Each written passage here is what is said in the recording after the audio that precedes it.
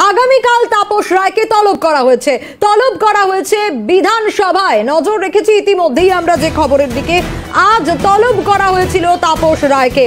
আচমকাই সিদ্ধান্ত পরিবর্তন বিধানসভার তরফ থেকে, আগামীকাল তলব।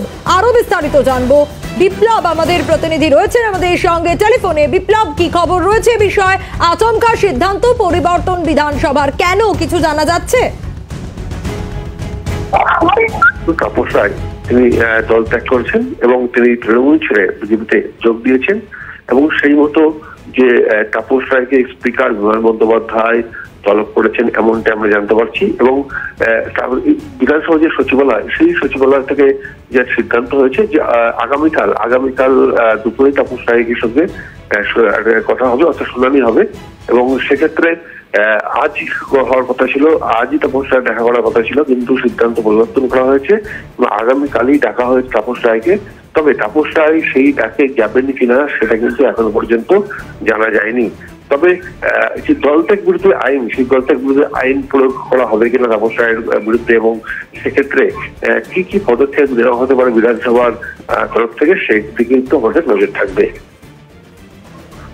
বিপ্লব, সেক্ষেত্রে যে বিষয়টা উঠে আসছে, তাপস রায়কে আজই তলব করা হয়েছিল এবং বিধানসভা থেকে আচমকাই সিদ্ধান্ত পরিবর্তন করা হলো। কাল কখন তলব করা হয়েছে? দেখো, বিধানসভা সচিবালয় থেকে কাল দুপুর 12টা সাড়ে 12টার মধ্যে তাপস রায়কে যেতে বলা হয়েছে। যদিও তাপস রায়ের তরফ থেকে এখনো পর্যন্ত কোনো সাড়া পাওয়া যায়নি যে তিনি কখন যাবেন এবং আদৌ তিনি যাবেন কিনা, এই বিষয়গুলো স্পষ্ট কোনো বক্তব্য কিন্তু তাপস রায়ের পক্ষ থেকে পাওয়া যায়নি।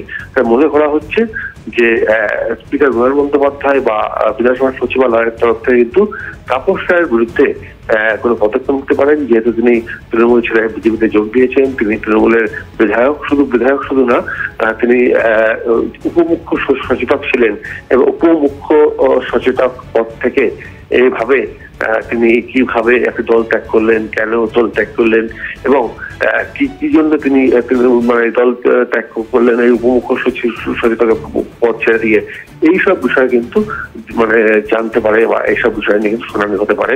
অর্থাৎ বিধানসভা সচিবালয় কিন্তু শুনানি করতে পারে, এমনটা কিন্তু আমরা জানতে পারছি।